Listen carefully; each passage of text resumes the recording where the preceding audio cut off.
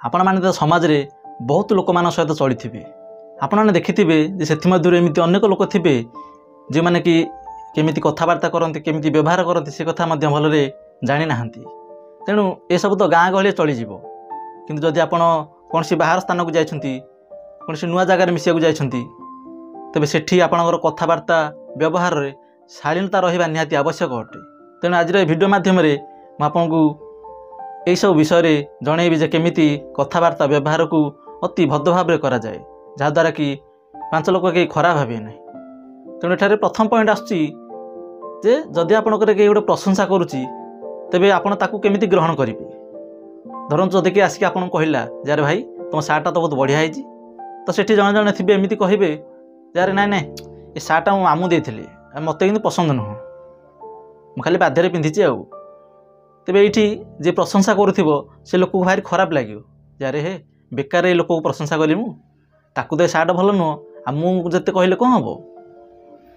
तेणु जे प्रशंसा करुव आपण ताको एमती केबे केले कहबा उचित नुहे। आपन को भल न लगी भी आपन ना कहबेनी बरम कहबे जे थैंक यू कि बहुत धन्यवाद आपन मते प्रशंसा करिथिबारु। एमती कहबा द्वारा प्रशंसा करथिबा व्यक्तिर इनसल्ट होइथाय। ए कथा को आपन निश्चित भाबरे ध्यान देबे। आ मध्य जदि आपन कोनसी होटल किंबा रेस्टोरेंट को खाया पे जाइछंती सेठाए वेटर आसी आपन को ऑर्डर दवा पे कहूची तबे आपन जदि ऑर्डर देबे ताकू थैंक यू मध्य कहबे। किछ लोक एठारे कहबे जे वेटर तो कम से ऑर्डर नब आम तो थैंक यू कहीं कहवा। देखो एठारे गोटे कथबार्तार शालीनता अच्छी आपड़ थैंक यू डे कहदे सी खुशी हो से ऑर्डर दे सारापर सी आपन को थैंक यू कहीपे एमती ना केवल आपड़ कहे। तेणु समस्ते समस्त थैंक यू बा धन्यवाद एमती कहवा द्वारा गोटे व्यवहार गोटे शालीनता आसी था जोटा कि समाजर गोटे भल कथा। ठीक सेमती जदि आपको आने गोटे गिफ्ट दौची आपड़ हसी हसी ग्रहण करेंगे कि कहबेनि जे अरे यहाँ कहीं आणुल एटा तो मोर आगुरी थिला एरा मोर दरकार नहीं एमती कहवा द्वारा गिफ्ट आनी लोकर मन छोट हो गिफ्ट छोट हो कि बड़ हो कि आपंकर थाऊ कि न थाऊ आपड़ ताकू हसी हसी ग्रहण करवा उचित। जी आ गए पॉइंट को आपणकर जे जदि घर काम करुच्ची मनकर मिस्त्री मूलिया प्लम्बर आपण माने रिक्वेस्ट टाइप कथबार्ता करवा आवश्यक। जमी आपणकर घर काम होची जदि मिस्त्री मूलिया आसी काम कर आपणकर तेज आप एडा कर एडा माने एमती फिंका फोपड़ा भाया कथबार्ता करिया बेले उचित नुहे। सी आपणकर काम कर पैसा देवे आपणकर होची काम रे मतलब तांकर होची पैसा रे मतलब आपणकर काम ठीक हवा दरकार से माने ठीक रे पैसा पाया मध्य आवश्यक। यह मझिरे आपण कौनसी ऑर्डर देवा भली किंबा जबरदस्त कला भली कथबार्ता करें ना। यह करने द्वारा कौन आपणकर भद्रामी रहिबो नाही। से माने आपणकर सामने न कहले भी पछरे कहिबे जारे से लोकर काम कर जाइथिलु से लोकटी भारी खराब लोकटी कथबार्ता करिया ताकू जना ना व्यवहार करिया जना ना। तेणु आपणकर इमेज मध्य खराब हो पारे जदि आप भाविए जे से तो मोर काम कर मुझे रिक्वेस्ट करी।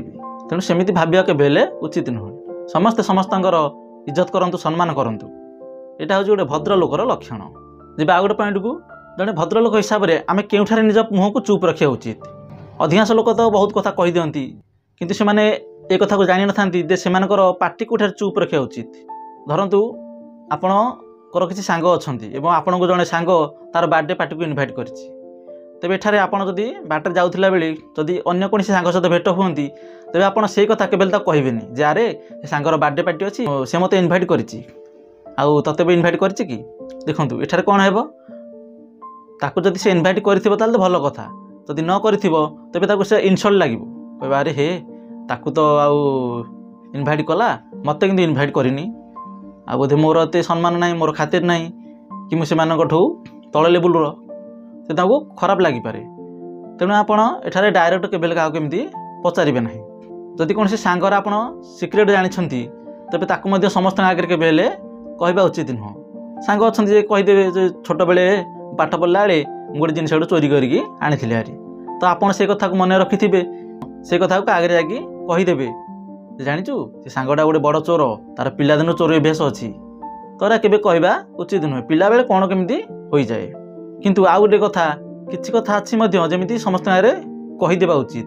जमी आपणकर सांग जदि निशा पानी किछि खाऊची तेबे ताकू ता बापा माँ आपण गुरुजन जी अच्छा कि टीचर ताकू जनइबा आवश्यक नहले ते भितर भितर ता निशाटा बहुत बढ़ीज जोटा कि भविष्य में खराब ତାଙ୍କ ପରିବାର ପାଇଁ ମଧ୍ୟ ବହୁତ ଖରାପ। ଏଠାରେ ଆଉ ଗୋଟେ ପଏଣ୍ଟ ହେଉଛି ଯେ ଆପଣଙ୍କୁ ଅନ୍ୟ ସହିତ କେମିତି ଇଣ୍ଟ୍ରୋଡ୍ୟୁସ୍ କରିବେ।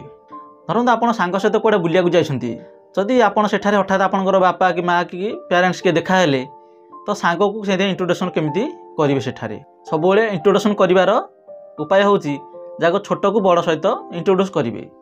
ଧରନ୍ତୁ ଆପଣଙ୍କର ବାପା ଦେଖାହେଲେ ତ ପ୍ରଥମେ ଆପଣଙ୍କର ବାପାଙ୍କୁ କହିବେ ଯେ ବାପା ଇଏ ହେଉଛି ମୋର ସାଙ୍ଗ ରାଜୁ। ଏହାପରେ ରାଜୁକୁ କହିବେ ଯେ ରାଜୁ ଇଏ ହେଉଛନ୍ତି ମୋର ବାପା। ଚିହ୍ନା ପରିଚୟ ଗୋଟେ ହେଇଗଲା। ତାପରେ ଆପଣ ନର୍ମାଲି କଥାବାର୍ତ୍ତା ହେଇପାରିବେ। ସିଏ ବି ଆଉ ବାପା କିଛି ଭାବିବାର ନାହିଁ ଯେ ଯାହା ହଉ ମୋ ପୁଅ ଗୋଟେ ସାଙ୍ଗ ସହିତ ଅଛି। ଆଉ ଗୋଟେ କଥା ରହିଲା ଯେ ଯଦି ଆପଣଙ୍କର ବାପା କୌଣସି ମୂଲିଆ ମଜୁରୀ କାମ କରୁଛନ୍ତି, ଚାଷବାସ କାମ କରୁଛନ୍ତି ଏବଂ ଆପଣ କଲେଜରେ ପଢ଼ୁଛନ୍ତି, ଆପଣଙ୍କ ବାପା ଭେଟ ହୁଅନ୍ତି, ଯଦି ଆପଣ ଭାବୁଥିବେ ଆରେ ହେ ମୋ ବାପା ତ ଚାଷୀ ମୂଲିଆ ଲୋକ, ମଳି ମୁଣ୍ଡିଆ ଲୋକ, ପୁଣା କାଳିଆ ପ୍ୟାଣ୍ଟ ସାର୍ଟ ପିନ୍ଧିଛନ୍ତି, ତାଙ୍କୁ ଯଦି ମୋ ସାଙ୍ଗ ସହିତ ଇଣ୍ଟ୍ରୋଡ୍ୟୁସ୍ କରିବି ତ ମୋତେ ଖରାପ ଲାଗିବ, ମୋର ଇଜ୍ଜତ ପଳେଇବ। ଏଇ କଥାକୁ ଆପଣ କେବେ ହେଲେ ଭାବିବେ ନାହିଁ। ଯଦି ଏମିତି ଭାବୁଛନ୍ତି ଏହା ବହୁତ ବଡ଼ ଦୁଃଖର କଥା। କାରଣ ଆପଣଙ୍କର ବାପା ମା ଯାହା ବି କରନ୍ତୁ, ଯେକୌଣସି କାମ କରନ୍ତୁ, ସେ ଆପଣଙ୍କ ପାଇଁ ବଡ଼। ଏବଂ ଶେଷରେ ଆଉ ଗୋଟେ ପଏଣ୍ଟ ହେଉଛି ଯେ ଆପଣ ଯଦି କୌଣସି ଡିଜେବିଲିଟି ବା ବିକଳାଙ୍ଗ ଲୋକ ସହିତ ଭେଟ ହୁଅନ୍ତି ତେବେ ତାଙ୍କ ସହିତ କେମିତି କଥାବାର୍ତ୍ତା ବା କେମିତି ବ୍ୟବହାର କରିବେ। ଧରନ୍ତୁ ରାସ୍ତାରେ ଗଲାବେଳେ କୌଣସି ବିକଳାଙ୍ଗ ଲୋକ ଯାହାକୁ ଆପଣ ଚିହ୍ନିଥିବେ ତାକୁ ଯଦି ଭେଟ ହୁଅନ୍ତି ତେବେ ତାଙ୍କୁ କେବେ ବାରମ୍ବାର କହିବେନି ଯେ ବାବୁ ଆଉ ତୁମ ଗୋଡ଼ ଭାଙ୍ଗି ଯାଇଥିଲା, ବର୍ତ୍ତମାନ କେମିତି ଅଛ? ତୁମ ହାତ ଭାଙ୍ଗି ଯାଇଥିଲା କିମ୍ବା ତୁମ ଦେହ ଖରାପ ଥିଲା, କେମିତି ଅଛ? ତ ବାରମ୍ବାର ଏଇ କଥା କେବେ ପଚାରିବା ଉଚିତ ନୁହେଁ। କାରଣ ଆପଣ ଜାଣିଛନ୍ତି ତାଙ୍କର ଗୋଡ଼ ଭାଙ୍ଗି ଯାଇଛି ମାନେ ସେ କେମିତି ଅଛନ୍ତି। ଏମିତି କହିବା ଦ୍ୱାରା କ'ଣ ହେବ ନା ତାଙ୍କ ମନରେ କେମିତି ଗୋଟେ ଛୋଟ ଭାବନା ଆସିବ, ଯେ ଦୁର୍ବଳତା ଭାବନା ଆସିବ ଯେ ମୁଁ ବିକଳାଙ୍ଗ ଆଉ ମୁଁ ତ ଭଲରେ ଚାଲିପାରୁନି, ତ ସେଇଥିପାଇଁ ମୋତେ ସମସ୍ତେ ଏଇ କଥା ହିଁ ପଚାରୁଛନ୍ତି। ସମସ୍ତଙ୍କର ନଜର ମୋର ଏଇ ଗୋଡ଼ ଉପରେ କିମ୍ବା ଭଙ୍ଗା ହାତ ଉପରେ ରହୁଛି। ତେଣୁ ସେମାନେ ନିଜକୁ ଛୋଟ ବୋଲି ଭାବିବେ କିମ୍ବା ନିଜକୁ ଦୁର୍ବଳ ବୋଲି ଭାବିବେ। ତେଣୁ ସବୁବେଳେ ଏଇ ଜିନିଷକୁ ଫୋକସ୍ କରିବା ଉଚିତ ନୁହେଁ।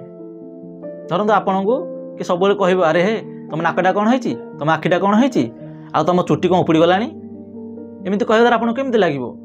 ଭଲ ଲାଗିବନି। ଆପଣଙ୍କୁ କେମିତି ଗୋଟେ ମୁହଁ ଲୁଚେଲା ଲୁଚେଲା ଲାଗିବ, ଆପଣଙ୍କୁ ଚୋର ଭଳିଆ ଲାଗିବ।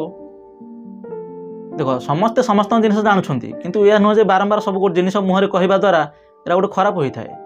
ତେଣୁ ଆପଣ ତାଙ୍କ ସହିତ ଏକ ନର୍ମାଲ ହୋଇ ମିଶିବେ, ଯେମିତି ଆମେ ସାଧାରଣ ଲୋକଙ୍କ ସହିତ ସାଙ୍ଗ ସହିତ ମିଶୁଛେ ଯେ ସାଙ୍ଗ କେମିତି ଅଛ, ଭଲ ଅଛଟି, ଆଉ କ'ଣ ସବୁ ଚାଲିଛି, କ'ଣ କାମଦାମ, ଘରେ ଫ୍ୟାମିଲି, ଏଇସବୁ ବିଷୟରେ କଥାବାର୍ତ୍ତା କରିବା ଉଚିତ। ଏହାଦ୍ୱାରା କ'ଣ ହେବ ଯେ ଯାହା ହେଉ ଯେ ସମାଜରେ ଅନ୍ୟ ଲୋକମାନେ ମଧ୍ୟ ଯେମିତି ମୁଁ ମଧ୍ୟ ଠିକ୍ ସେମିତି ଆପଣଙ୍କ ସହିତ କଥାବାର୍ତ୍ତା ହେବା ପାଇଁ ତା'ର ମନରେ ଗୋଟେ ଆଗ୍ରହ ଆସିବ ଏବଂ ସିଏ ମଧ୍ୟ ନିଜକୁ ଷ୍ଟ୍ରଙ୍ଗ ବୋଲି ମନେ କରିବ।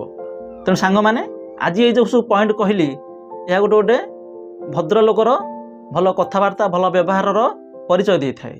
ତେବେ ଆଜିର ଭିଡ଼ିଓ ଆପଣମାନଙ୍କୁ କେମିତି ଲାଗିଲା କମେଣ୍ଟରେ ଜଣାଇବେ ଏବଂ ଭିଡ଼ିଓକୁ ଲାଇକ୍ କରିବେ, ସେୟାର କରିବେ।